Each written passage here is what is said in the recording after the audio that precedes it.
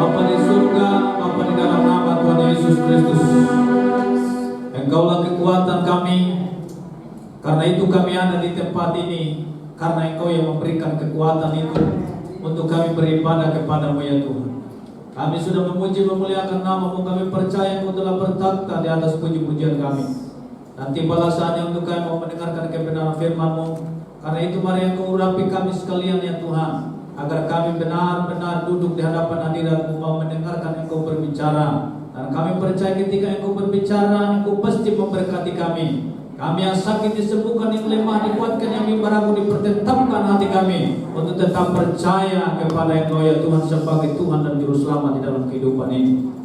Hamba-Mu juga yang Engkau percayakan untuk menyampaikan firman-Mu, mari Engkau urapi hamba-Mu secara khusus ya Tuhan, agar semua yang Engkau izinkan keluar dari bibir mulut hamba-Mu ini, biarlah semuanya bersumber daripada Allah, dan kami semua diberkati oleh Engkau ya Tuhan. Berfirmanlah ya Allah, karena kami sudah siap untuk mendengarnya. Dalam nama Yesus kami berdoa. Amin. Lagi salam. Salam sejahtera dalam Tuhan kita Yesus Kristus. Dan dalam ibadah yang kedua ini, saya akan menyampaikan kebenaran firman Tuhan tentang menyingkirkan penyakit rohani.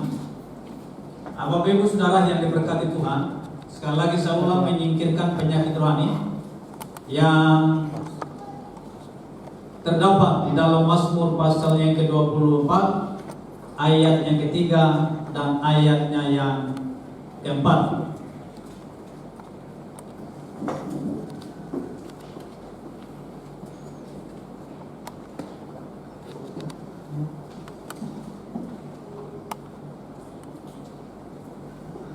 Apakah Bapak Ibu sudah menemukannya? Jika Bapak Ibu sudah menemukannya, kita akan baca secara bersama-sama. Saja kita semua bangkit berdiri satu kali lagi, dan kita bacanya secara bersama-sama. 1, 2, 3. Siapakah yang boleh naik ke atas gunung Tuhan? Siapakah yang boleh berdiri di tempatnya yang kudus? Orang yang bersih tangannya dan murni hatinya, yang tidak menyerahkan dirinya kepada penipuan dan yang tidak bersumpah palsu. Silakan duduk. Tuhan Yesus memberkati kita sekalian. Bapak Ibu Saudara yang diberkati Tuhan, tema khotbah yang saya sampaikan seperti yang tadi saya sudah sampaikan kepada kita sekalian, menyingkirkan penyakit rohani. Kadang kita tidak sadar akan penyakit yang seperti ini. Karena kita sehat secara jasmani, seolah-olah secara rohani pun kita sementara sehat. Saudara-saudara yang diberkati Tuhan, dan sebentar kita akan mendengarkan penyakit rohani itu yang seperti apa. Nah, Bapak Ibu Saudara yang diberkati Tuhan, keselamatan adalah kasih karunia dari Tuhan bagi setiap orang yang percaya kepadanya. Hati dan kehidupan yang baru Tuhan beri kepada mereka atau kepada kita sekalian yang hadir dalam ibadah ini, baik secara offline maupun secara online yang mengikuti secara live di Facebook. Namun demikian Allah adil. Dia meminta orang-orang yang mau naik ke atas gunung Tuhan di mana Allah berdiam, agar terhindar dari penyakit rohani yang sok-sok rohani, yang menganggap diri paling rohani di dalam kehidupannya, dan orang lainlah yang salah. Kita perlu singkirkan penyakit rohani yang seperti ini, baik yang ada di dalam hati maupun yang dikeluarkan melalui kata-kata dan kalimat yang kita ungkapkan kepada orang lain. Dan Tuhan hanya ingin manusia-manusia yang naik ke gunung Tuhan itu adalah mereka yang mau terhindar atau menghindari penyakit yang namanya penyakit rohani. Untuk itu Tuhan mau agar kita menjadi orang atau menjaga hati nurani kita dengan baik agar tetap murni.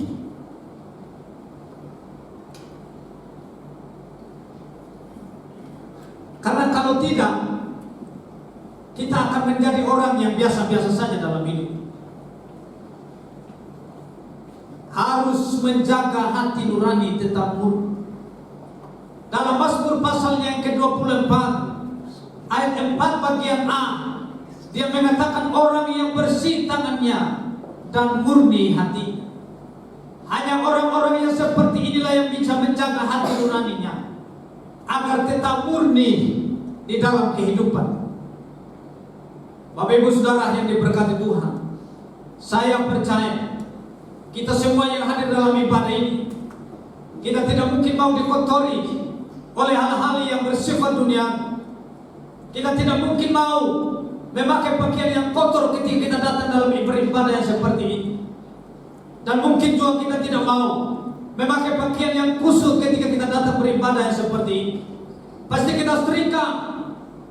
Karena itu kalau penampilan secara jasmania kita bisa tetap jaga supaya kita tetap tampil oke punya. Kenapa dalam hal yang rohani kita tidak menjaga hati nurani kita agar tetap murni di dalam hadirat Tuhan? Kadang ini semua orang tidak bisa melihat sejauh mana kita mengenal Allah. Kadang orang hanya melihat dari segi aktivitas kita, tetapi orang tidak mengenal sejauh mana kita mengenal Allah. Tetapi minimal dari perbuatan kita menunjukkan bahwa siapa kita di hadapan Tuhan dan juga di hadapan sesama. Bapak Ibu Saudara yang diberkati Tuhan, hati nurani jika tidak dijaga, maka akan terjadi kotor dan tidak peka lagi terhadap suara Tuhan. Kalau kita sudah mulai hati nurani kita sudah tidak dijaga, maka percaya mulai pelan-pelan kita sudah tidak akan peka lagi dengan suara Tuhan. Meskipun ditegur, meskipun dinasihati, orang yang seperti ini hanya ngaku-ngaku dan dia tidak akan melakukannya. Karena apa? Karena hatinya sudah kotor, karena sudah tidak peka lagi dengan suara Tuhan.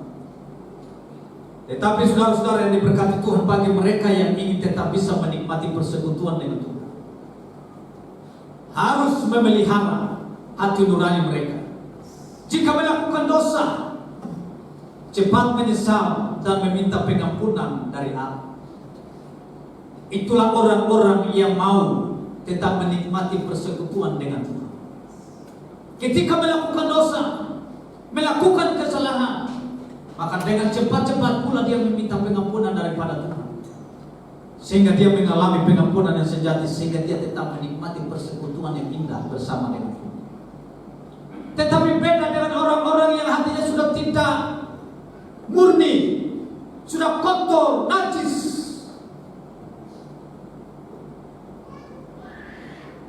Dia tidak pusing dengan persekutuan dengan Allah. Mungkin dia ada di dalam persekutuan yang seperti dalam ibadah, secara jasmania, secara lahiriah, tetapi persekutuan dengan Tuhan sebenarnya tidak ada sama sekali. Bapak Ibu Saudara, saya percaya kita semua yang ada ini bukan hanya sekedar kita penuhi bangku gereja. Kita semua yang hadir ini bukan hanya sekedar karena kebiasaan kita beribadah, tetapi kita semua yang hadir dalam ibadah ini adalah orang-orang yang mau menikmati persekutuan dengan Tuhan melalui pujian, penyembahan, bahkan mendengarkan kebenaran firman Tuhan yang sementara kita dengar saat ini. Kita perlu menikmati. Dan kalau firman disampaikan, dan firman itu mungkin kena di dalam hidup kita, di dalam pribadi kita, maka dengan cepat-cepat kita berkata kepada Tuhan, Tuhan ampuni saya, dan terima kasih buat kebenaran firman-Mu yang masih mengingatkan saya untuk saya tidak hidup dalam keadaan yang kotor. Saudara-saudara yang diberkati Tuhan, ketika saudara tadi datang dalam ibadah ini, Berapa kali saudara mondar-mandir di cermin? Salah pakai lipstick, gosok pulang pakai tisu. Pakai lagi. Salah pakai bedak, gosok pulang, pakai lagi. Kalau untuk yang jasmania seperti ini kita perlu yang hanya bersifatnya sementara. Saudara-saudara, coba Bapak Ibu lihat orang yang sudah meninggal, apakah mereka masih bisa backup seperti Bapak Ibu? Tapi tidak cukup sampai di situ, masih ada hidup yang akan datang, penghukuman yang akan datang. Boleh kaya, tapi jangan berlebihan.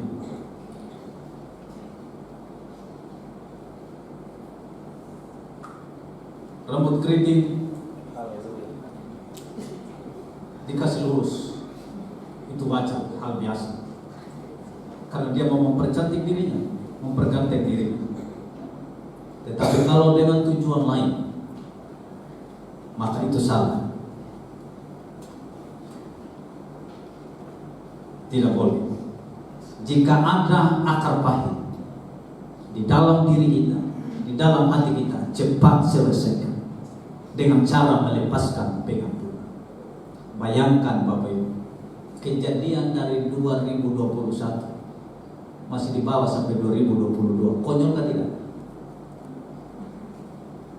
Padahal orang yang akar pahit ini sebelum jam 1 masih 001 dia ucapan selamat tahun baru, mohon maaf lahir dan batin. Tetapi juga masih dibawa sampai sekarang.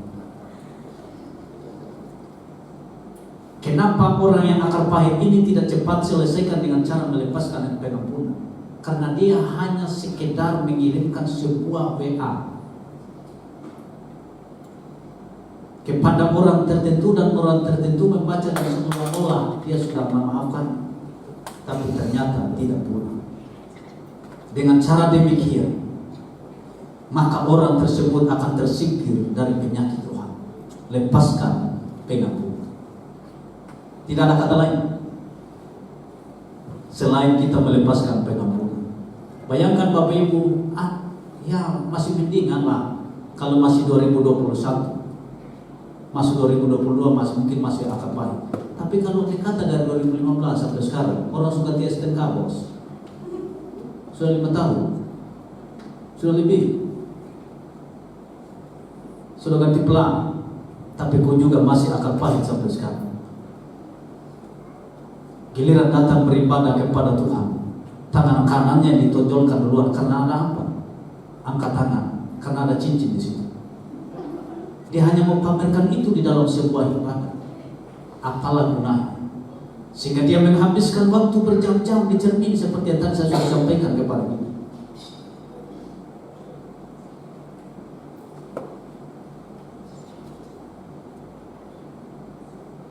Hanya ingin pamer dan pamer.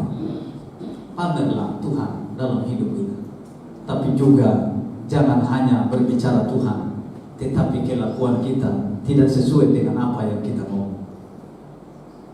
Imbangilah apa yang kita lakukan, itu yang kita omong. Apa yang kita omong, itu yang kita lakukan. Jangan sampai kita hanya bisa ngomong dan kita tidak bisa lakukan. Orang yang masuk surga adalah orang yang melakukan, bukan hanya sekedar ngomong. Semua orang bisa ngomong. Coba tanya anak SD, mereka yang ada di pintu sana, mereka mau masuk surga tidak? Mereka juga mau. Yang kedua, sedikit lagi terakhir. Tidak menjaga perbuatan. Yang pertama tadi menjaga hati nurani agar tetap murni. Yang kedua menjaga perbuatan. Kita menyingkirkan penyakit rohani itu dengan cara menjaga perbuatan kita. Dalam Mazmur pasal 24 ayat 4b, dia mengatakan begini: yang tidak menyerahkan dirinya kepada penipuan dan yang tidak bersumpah palsu. Ada berapa banyak di antara kita hanya untuk mau dipercaya orang, kita bersumpah demi Allah, aku bersumpah.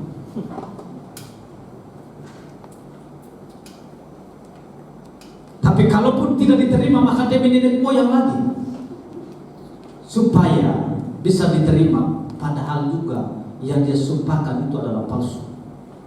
Saudara-saudara yang diberkati oleh Tuhan, menjaga perbuatan yang tidak menyerahkan dirinya kepada penipuan dan yang tidak bersumpah palsu.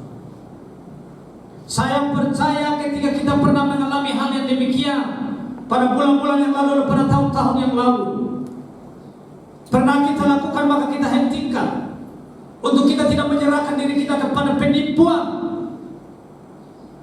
yang seolah-olah kita mendengarkan sumpah yang disampaikan olehnya benar, padahal ujung-ujungnya menuju maut, membinasakan kita, menghanyutkan kita. Karena itu kita perlu menjaga diri kita. Jangan suka dijaga oleh orang lain.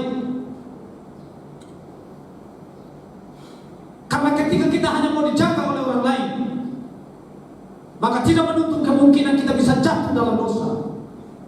Kitalah yang harus menjaga diri kita sendiri, menjaga perbuatan kita, dan jangan menyerahkan diri kepada penipuan yang seolah-olah kita dengar dia baik dan seterusnya. Selain menjaga kemurnian hati, maka Tuhan menginginkan agar orang yang percaya adalah orang yang bersih tangannya. Bukan saja dia menjadi orang-orang yang menjaga hati nurani agar tetap bersih, tetapi juga menjaga tangannya agar tetap bersih. Bapak Ibu, coba kita lihat kembali ke belakang. Ketika COVID melanda terjadi di Indonesia, maka ada perubahan. Kita harus cuci tangan masuk orang rumah, dan masuk kita ke rumah pun kita harus cuci tangan. Kira-kira supaya apa kita cuci tangan? Supaya jangan kena virus. Kalau Bapak Ibu baru habis tanam bunga dan tiba-tiba satu orang memberikan saudara makan, apa yang saudara lakukan pertama? Pasti cuci tangan, tidak langsung makan. Berarti tangan itu sangat berperan penting untuk kesehatan kita. Dan orang yang naik ke gunung Tuhan adalah orang yang bersih tangannya. Jangan melakukan perbuatan yang kotor atau perbuatan yang jahat di hadapan Tuhan, dan juga di hadapan sesama. Menjaga perbuatan agar tetap baik dan bersih merupakan sikap yang bisa menyingkirkan dari penyakit rohani.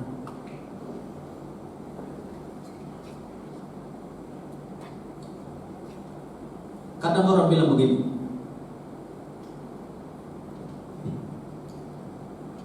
kamu tidak perlu lihat saya, kamu lihat apa yang saya sampaikan. Pertanyaan saya begini, kenapa kau harus berdiri di depan mimbar kalau memang orang tidak perlu lihat kamu? Sekali lagi saudara, ada orang mengatakan seperti ini, tidak usah kau lihat kelakuan saya, tidak usah lihat saya, dengar apa yang saya sampaikan dan lakukan. Kalau begitu, untuk apa saya berdiri di mimbar ini kalau memang tidak perlu untuk dilihat? Biar saja bersuara dari rumah.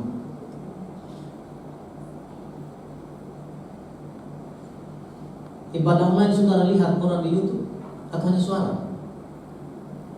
Waktu kita lakukan ibadah online live di Facebook di sini, saudara lihat Bapak Kepala sementara berkhotbah atau hanya suara? Pasti lihat. Jadi hanya omong kosong. Kalau saya mengatakan tidak usah lihat saya, lihat apa yang saya sampaikan. Kenapa dia ngomong seperti itu? Dia mau menutupi kesalahannya, bahwa dialah orang yang paling baik. Dan ini tipe orang Farisi. Dan kalau andai kata Tuhan datang pada saat dia ngomong seperti itu, percayalah, neraka menjadi bagian. Hanya orang yang rendah hatilah, yang mengakui kesalahan, yang mempunyai kerajaan, dan yang bisa melepaskan pengampunan kepada mereka yang melakukan kesalahan kepada.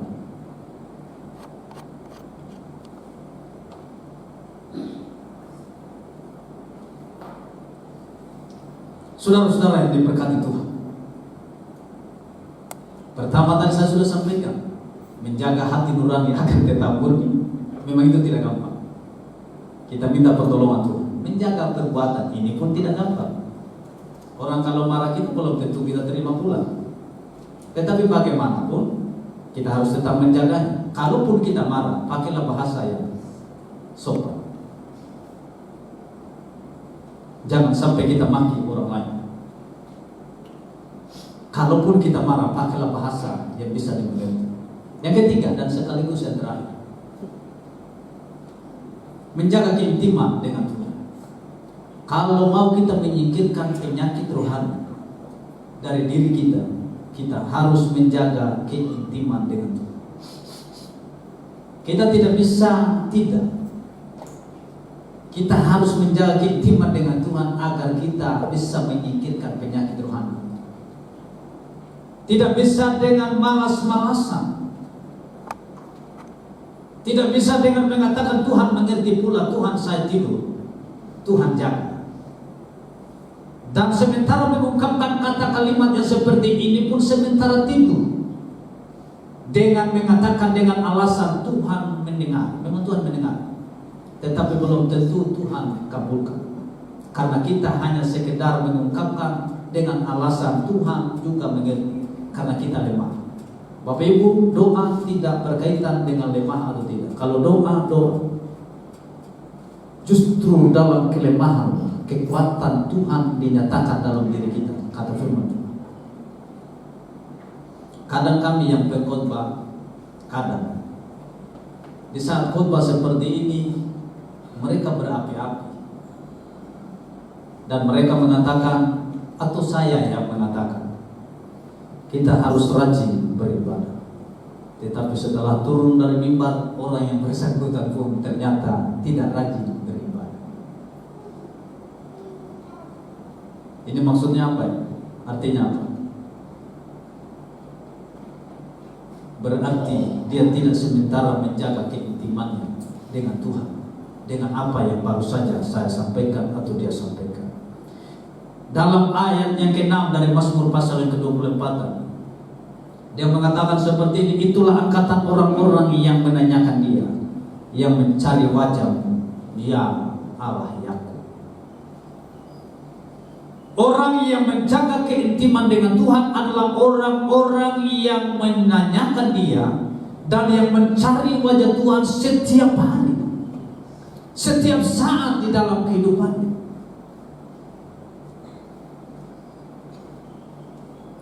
Harus kita menjaga keintiman. Karena kalau kita tidak menjaga keintiman ini dengan Tuhan, maka kita nanti lama-lama kita sudah tidak mau lagi beribadah kepada Tuhan. Lama-lama kita tidak mau lagi melayani Tuhan, karena tidak menjaga keintiman ini, ataupun melayani Tuhan hanya karena tugas yang diberikan. Ketika engkau diberikan kepercayaan untuk melayani, itu berarti kau tetap menjaga keintimanmu dengan Tuhan, karena kau tahu bahwa engkau adalah seorang pelayan. Engkau tahu bahwa engkau adalah orang yang melayani Tuhan, yang harus tetap menjaga keintiman dengan Tuhan, dan dengan tidak memakai alasan saya tidak bisa. Bapak Ibu Saudara yang diberkati Tuhan, orang yang percaya, yang selalu merindukan hadirat Tuhan dalam hidupnya, akan selalu mencari wajah Tuhan dimanapun dia berada. Karena Tuhan itu tidak bisa dibatasi oleh ruang dan waktu. Dia ada bersama kita dimanapun kita berada. Meskipun kadang-kadang kita menomorduakan Tuhan, tetapi Tuhan ada bersama dengan kita. Orang yang selalu merindukan kehadiran Tuhan dalam hidupnya akan selalu mencari wajah Tuhan dimanapun dia berada. Dan puji Tuhan, Tuhan itu tidak bisa dibatasi oleh ruang dan waktu, sehingga dimanapun kita bisa mencari wajah, baik sementara berkendaraan, sementara tidur, sementara dalam perjalanan, Tuhan ada di sana dan kita bisa mencari wajah. Kenapa kita harus mencari wajahnya? Karena kita mau menjaga keintiman kita dengan Tuhan. Bapak Ibu yang sudah berkeluarga, kalau suami saudara hilang 3 hari, kira-kira saudara telepon ke tidak? Atau saudara bilang, mungkin suami saya lagi kerja, lagi sibuk dia, makanya tidak ada kabar. Jadi tunggu dari suami saja telepon. Atau istri saudara 3 hari 3 malam tidak pulang, tidak ada kabar, saudara tenang-tenang saja. Atau bahkan saudara yang masih muda, ketika 1 hari tidak ada kabar dari pacar saudara, saudara tenang. Yang punya pacar saja, yang tidak punya tidak usah. Haleluya. Karena dia tidak tahu rasa bagaimana pacaran. Hanya yang kelawa-kelawa yang bisa. Seperti Kak Johnson online sebenarnya.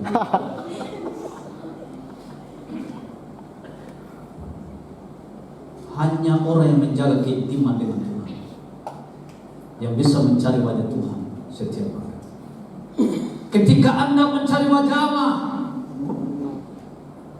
maka Anda akan berusaha berjuang menyenangkan hati Allah.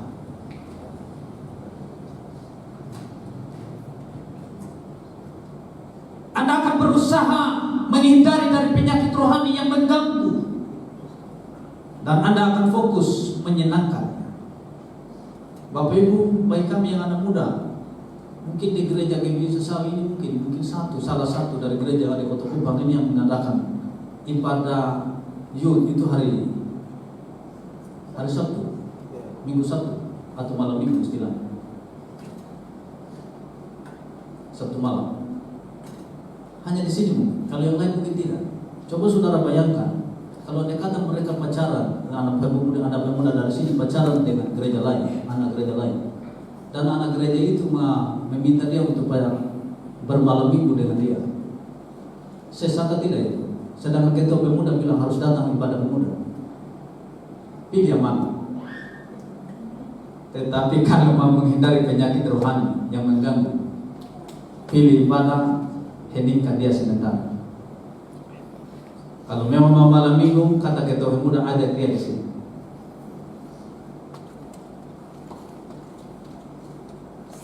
Dan Anda harus fokus menyenangkan hati Tuhan, jangan menyenangkan hati manusia. Sekali lagi saya ulang, tema khotbah yang tadi saya sudah sampaikan kepada kita, menyingkirkan penyakit rohani. Hal pertama, menjaga hati nurani yang murni, dan yang kedua, menjaga perbuatan, dan yang ketiga, menjaga keintiman dengan Tuhan. Bisakah kita lakukan ini? Sekali lagi saya tanya, bisakah kita lakukan ini? Amin. Karena Bapak Ibu sudah amin, saya aminkan. Tuhan memberkati kita sekalian. Kita angkat pujian yang tadi kita mau masuk firman, dan saatnya kita semua bangkit berdiri.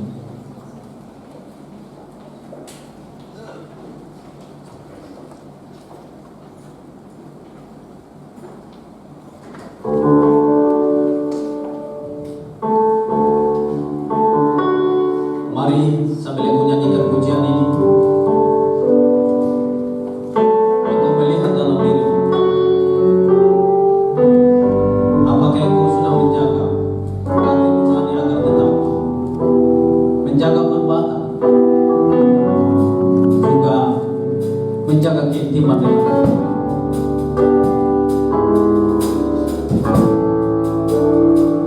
Semua ini hanya saudara yang hanya Bapak Ibu yang tahu. Tetapi dari ketiga hal ini, ketika engkau saudara ini tidak lakukan, mari bersama-sama kita minta kepada Tuhan. Yesus.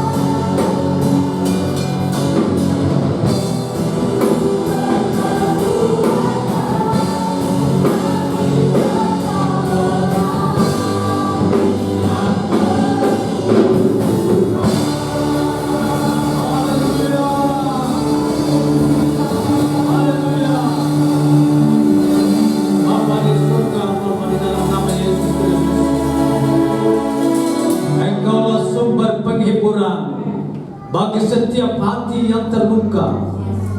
Engkaulah sumber kekuatan, sumber perlindungan bagi setiap orang yang membutuhkan. Dan itulah kami yang ada di tempat ini. Kami butuh Tuhan di dalam kehidupan ini. Tuhan, Engkau tolong kami sekalian agar kami menjadi pribadi-pribadi yang selalu mengandalkan Tuhan di dalam kehidupan ini, yang selalu mencari wajah Tuhan, merindukan Tuhan setiap hari di dalam hidup ini. Tuhan, sesuai dengan firman-Mu yang baru saja kami, untuk kami harus menyingkirkan penyakit rohani di dalam diri kami dengan cara untuk kami menjaga hati nurani kami tetap murni di hadapan Tuhan.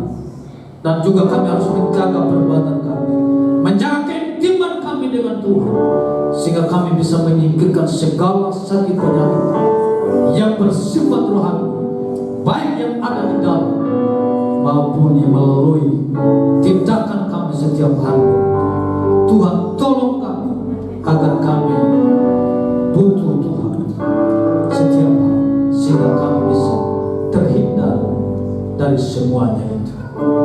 Bapa, sebentar lagi kami akan memberi. Karena itu Tuhan, tolong kami sekalian agar kami boleh memberi dengan sukacita dan nama Tuhan dipermuliakan.